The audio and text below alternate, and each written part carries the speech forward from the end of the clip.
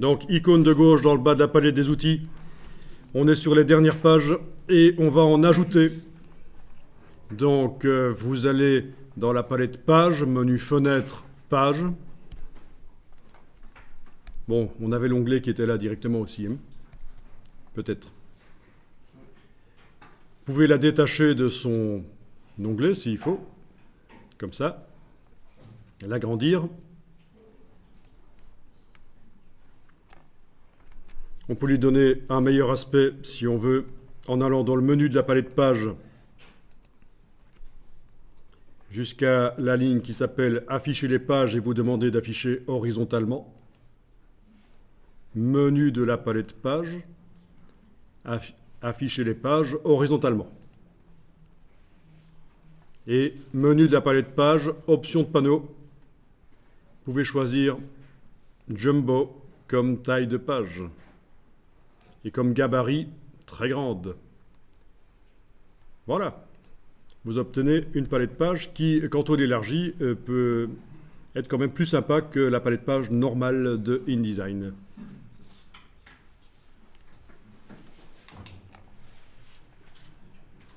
Donc, après la page 33 ici, je vais ajouter d'autres pages. Pourquoi est-ce que le document commence à la page 24 et pas à la page 1 ?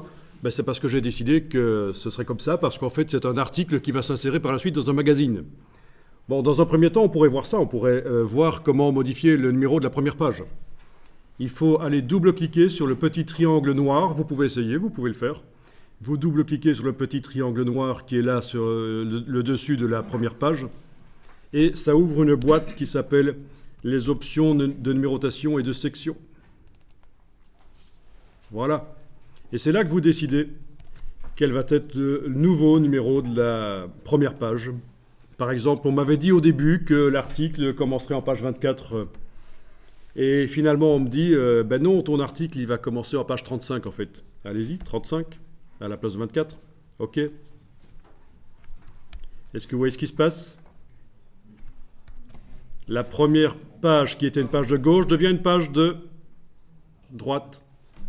C'est foireux. On ne peut pas me dire ça. On ne peut pas me dire de mettre un numéro impair, parce qu'en fait, tout le document a été pensé avec une première page qui est une page de gauche.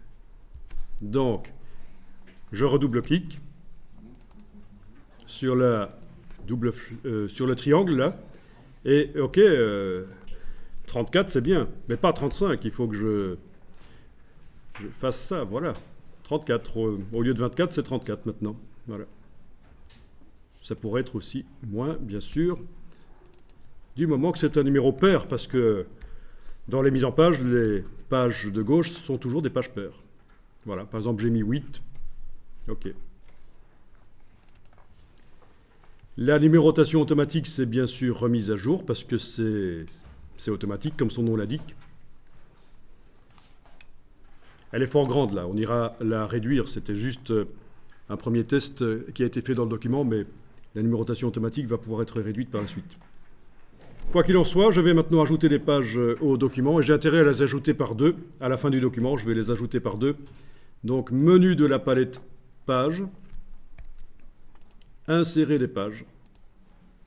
C'est une des manières d'ajouter des pages à un document. Et je vais par exemple ajouter 4 pages. Après quelle page ? Après la 17 dans mon cas, la dernière. Je peux aussi demander à la fin du document, comme ça je suis sûr qu'il la met vraiment à la fin.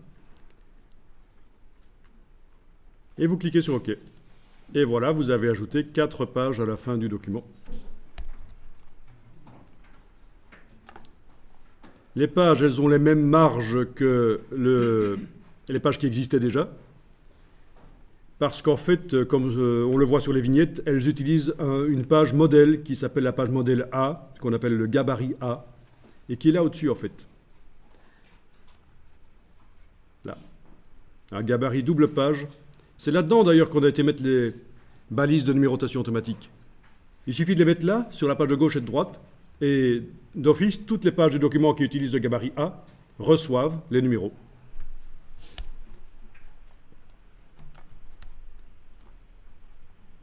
Bien. On va enregistrer le document, on n'est jamais trop prudent.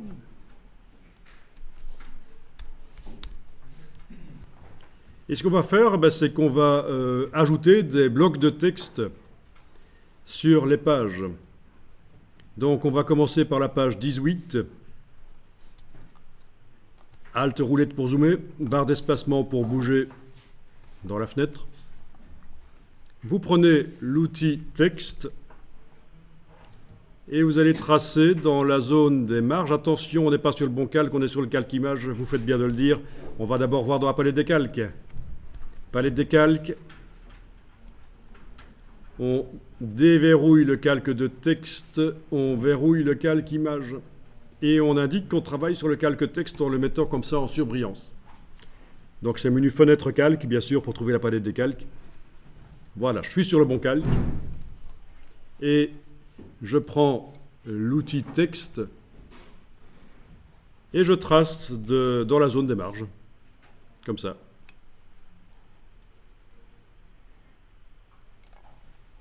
Voilà, ça ne se voit pas, mais il y a un bloc texte. Ça se verra surtout si je repasse avec la flèche noire.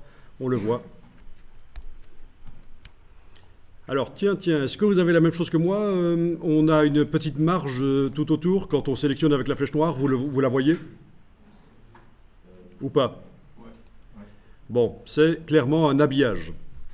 Ça veut dire que ce bloc, si je le mets sur un autre bloc texte, il va repousser le texte comme les images le font d'ailleurs. Quand vous regardez les images sur les pages précédentes, quand on les sélectionne avec la flèche noire, ah oui, on ne peut plus le faire évidemment maintenant que le calque est verrouillé. Je déverrouille temporairement le calque image pour vous montrer que quand on sélectionne une image, ça devrait montrer qu'elle a... Pourquoi il ne veut pas le faire? C'est toujours agréable. Je vais déverrouiller tout en fait. Ok.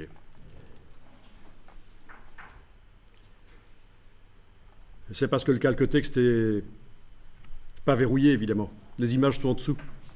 Logique, hein? Pas logique. Dans la construction du document ici, si je veux arriver à sélectionner les images avec la flèche noire, je dois absolument verrouiller le calque texte parce que les blocs texte ont été mis par-dessus en fait. Voilà, là ça marche. Bon, vous voyez, c'est pas simple InDesign. Hein.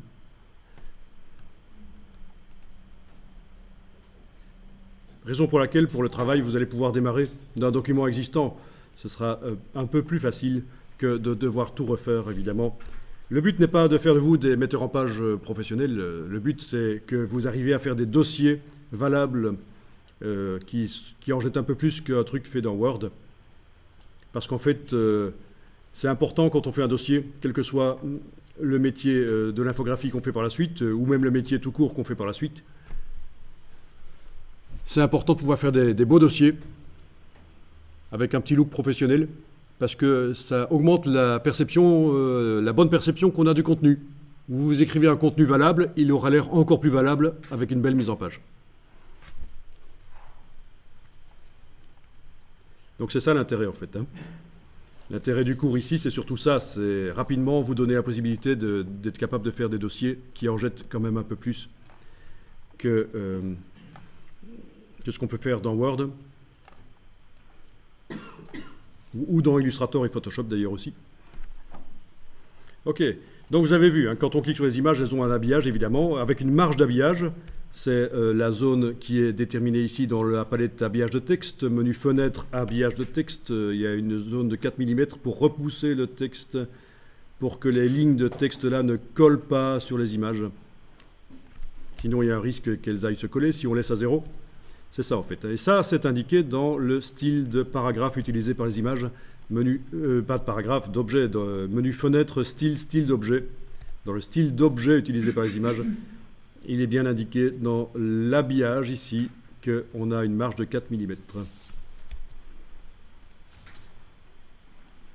Ok, je reverrouille le calque image et je déverrouille le calque texte.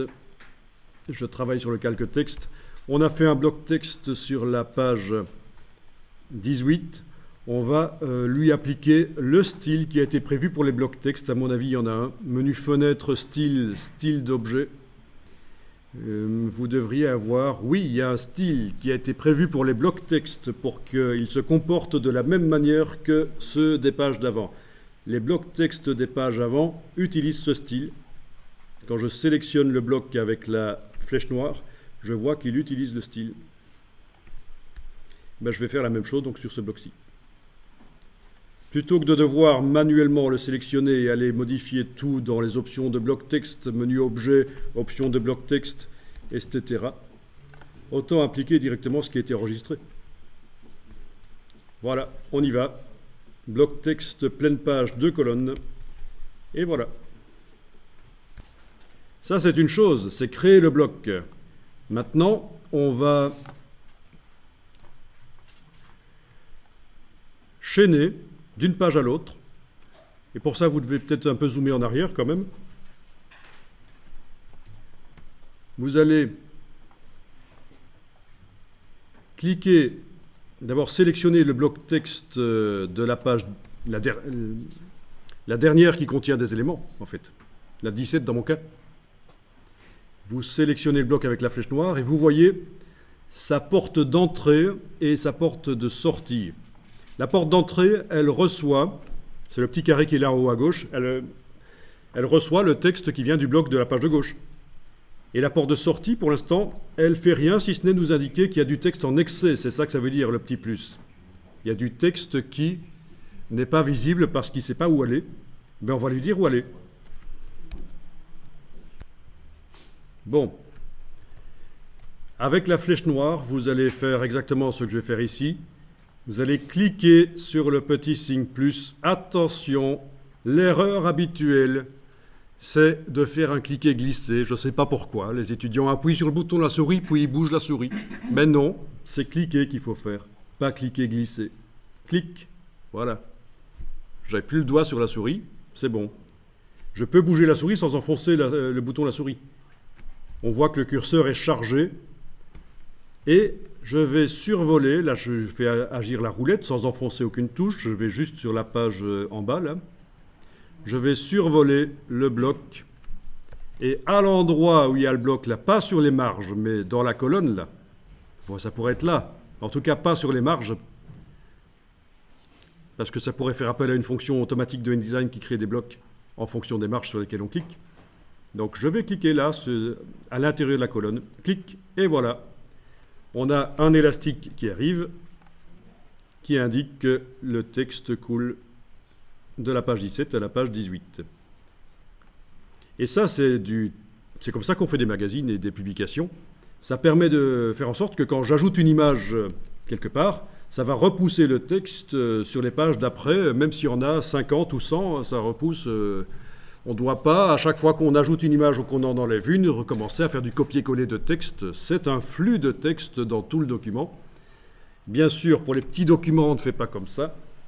Si j'ai un document 4 pages à faire ou un petit triptyque, un petit folder, je ne fais pas du chaînage de texte. Mais pour des documents plus longs, c'est super intéressant. Enregistrer le document.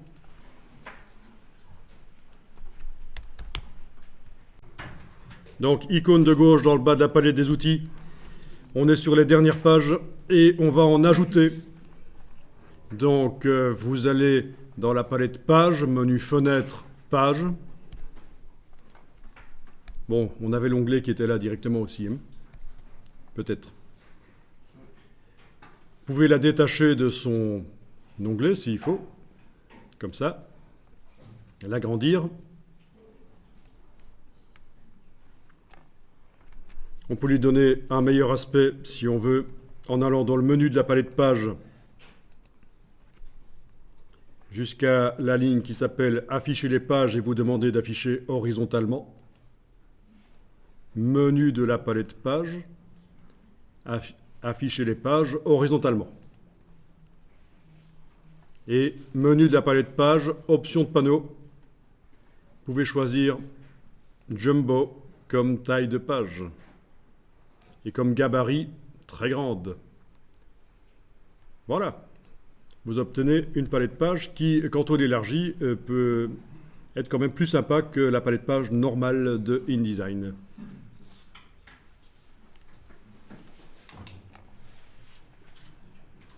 Donc, après la page 33 ici, je vais ajouter d'autres pages. Pourquoi est-ce que le document commence à la page 24 et pas à la page 1 ? Ben, c'est parce que j'ai décidé que ce serait comme ça, parce qu'en fait, c'est un article qui va s'insérer par la suite dans un magazine.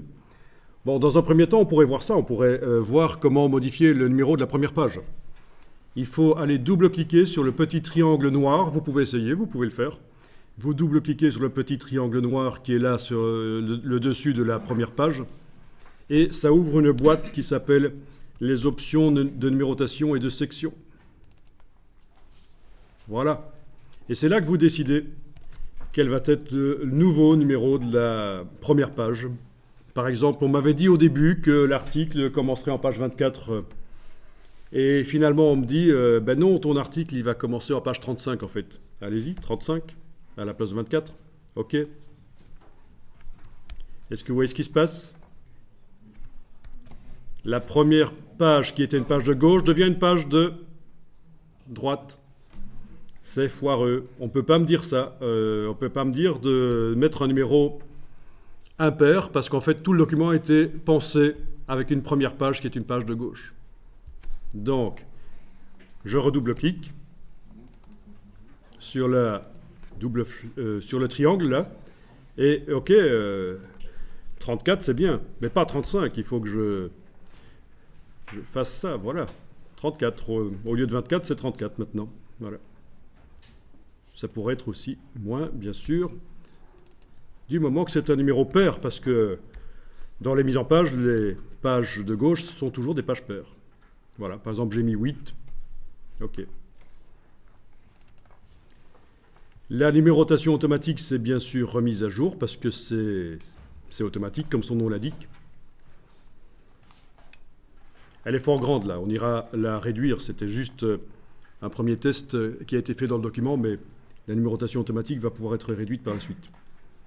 Quoi qu'il en soit, je vais maintenant ajouter des pages au document et j'ai intérêt à les ajouter par deux. À la fin du document, je vais les ajouter par deux. Donc, menu de la palette pages, insérer des pages. C'est une des manières d'ajouter des pages à un document. Et je vais par exemple ajouter 4 pages. Après quelle page? Après la 17 dans mon cas, la dernière. Je peux aussi demander à la fin du document, comme ça je suis sûr qu'il la met vraiment à la fin. Et vous cliquez sur OK. Et voilà, vous avez ajouté 4 pages à la fin du document. Les pages, elles ont les mêmes marges que les pages qui existaient déjà. Parce qu'en fait, comme on le voit sur les vignettes, elles utilisent une page modèle qui s'appelle la page modèle A, qu'on appelle le gabarit A, et qui est là au-dessus en fait. Là. Un gabarit double page. C'est là-dedans d'ailleurs qu'on a été mettre les balises de numérotation automatique. Il suffit de les mettre là, sur la page de gauche et de droite, et d'office, toutes les pages du document qui utilisent le gabarit A reçoivent les numéros.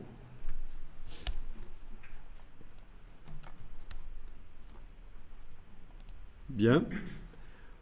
On va enregistrer le document, on n'est jamais trop prudent.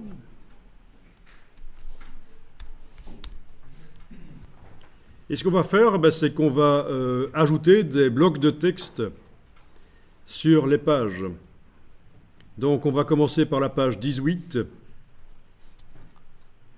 Alt roulette pour zoomer, barre d'espacement pour bouger dans la fenêtre. Vous prenez l'outil texte et vous allez tracer dans la zone des marges. Attention, on n'est pas sur le bon calque, on est sur le calque image, vous faites bien de le dire. On va d'abord voir dans la palette des calques. Palette des calques. On déverrouille le calque de texte, on verrouille le calque image. Et on indique qu'on travaille sur le calque texte en le mettant comme ça en surbrillance. Donc c'est menu fenêtre calque, bien sûr, pour trouver la palette des calques. Voilà, je suis sur le bon calque. Et je prends l'outil texte et je trace dans la zone des marges, comme ça.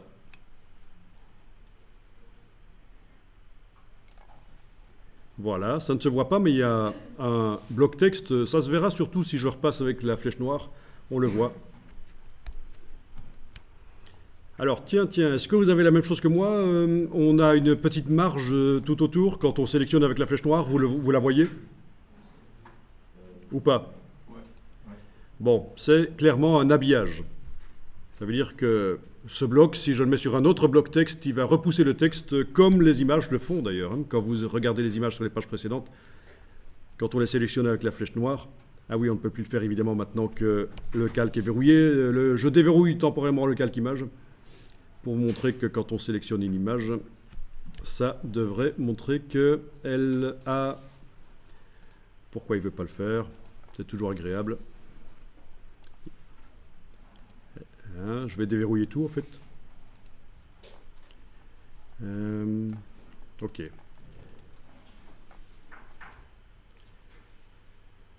C'est parce que le calque texte est pas verrouillé évidemment. Les images sont en dessous. Logique, hein? Pas logique. Dans la construction du document ici, si je veux arriver à sélectionner les images avec la flèche noire, je dois absolument verrouiller le calque texte parce que les blocs texte ont été mis par-dessus en fait. Voilà, là ça marche. Bon, vous voyez, c'est pas simple InDesign. Hein.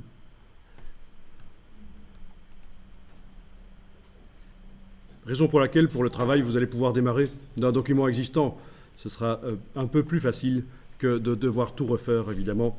Le but n'est pas de faire de vous des metteurs en page professionnels. Le but, c'est que vous arriviez à faire des dossiers valables qui en jettent un peu plus qu'un truc fait dans Word.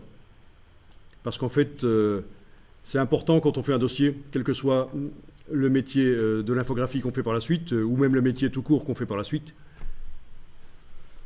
C'est important de pouvoir faire des beaux dossiers avec un petit look professionnel, parce que ça augmente la perception, la bonne perception qu'on a du contenu. Vous écrivez un contenu valable, il aura l'air encore plus valable avec une belle mise en page.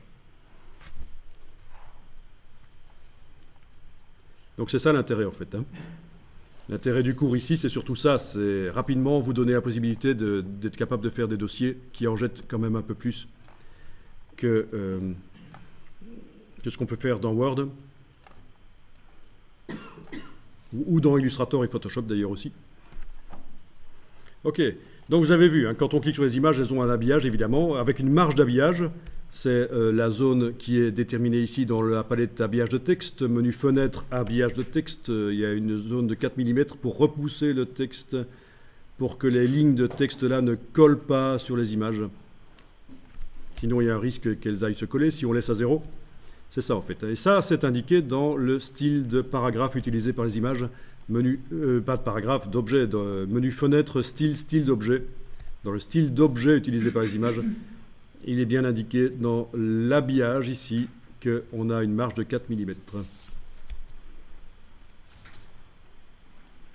Ok, je reverrouille le calque image et je déverrouille le calque texte.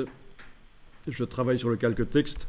On a fait un bloc texte sur la page 18. On va lui appliquer le style qui a été prévu pour les blocs texte. À mon avis, il y en a un. Menu fenêtre, style d'objet. Vous devriez avoir... Oui, il y a un style qui a été prévu pour les blocs texte pour qu'ils se comportent de la même manière que ceux des pages d'avant. Les blocs texte des pages avant utilisent ce style. Quand je sélectionne le bloc avec la flèche noire, je vois qu'il utilise le style. Ben, je vais faire la même chose donc sur ce bloc-ci. Plutôt que de devoir manuellement le sélectionner et aller modifier tout dans les options de bloc texte, menu objet, options de bloc texte, etc., autant appliquer directement ce qui a été enregistré. Voilà, on y va. Bloc texte, pleine page, 2 colonnes. Et voilà. Ça, c'est une chose, c'est créer le bloc. Maintenant, on va chaîner d'une page à l'autre. Et pour ça, vous devez peut-être un peu zoomer en arrière quand même. Vous allez cliquer, d'abord sélectionner le bloc texte de la page, la dernière qui contient des éléments, en fait. La 17 dans mon cas. Vous sélectionnez le bloc avec la flèche noire et vous voyez sa porte d'entrée et sa porte de sortie. La porte d'entrée, elle reçoit, c'est le petit carré qui est là en haut à gauche, elle reçoit le texte qui vient du bloc de la page de gauche. Et la porte de sortie, pour l'instant, elle ne fait rien si ce n'est nous indiquer qu'il y a du texte en excès. C'est ça que ça veut dire, le petit plus. Il y a du texte qui n'est pas visible parce qu'il ne sait pas où aller. Ben, on va lui dire où aller. Bon. Avec la flèche noire, vous allez faire exactement ce que je vais faire ici. Vous allez cliquer sur le petit signe plus. Attention, l'erreur habituelle, c'est de faire un cliquer-glisser. Je ne sais pas pourquoi. Les étudiants appuient sur le bouton de la souris, puis ils bougent la souris. Mais non, c'est cliquer qu'il faut faire, pas cliquer-glisser. Clic, voilà. J'avais plus le doigt sur la souris, c'est bon. Je peux bouger la souris sans enfoncer le bouton de la souris. On voit que le curseur est chargé. Et je vais survoler, là je fais agir la roulette sans enfoncer aucune touche, je vais juste sur la page en bas là. Je vais survoler le bloc et à l'endroit où il y a le bloc là, pas sur les marges mais dans la colonne là, bon, ça pourrait être là, en tout cas pas sur les marges parce que ça pourrait faire appel à une fonction automatique de InDesign qui crée des blocs en fonction des marges sur lesquelles on clique. Donc je vais cliquer là, à l'intérieur de la colonne, clic et voilà. On a un élastique qui arrive, qui indique que le texte coule de la page 17 à la page 18.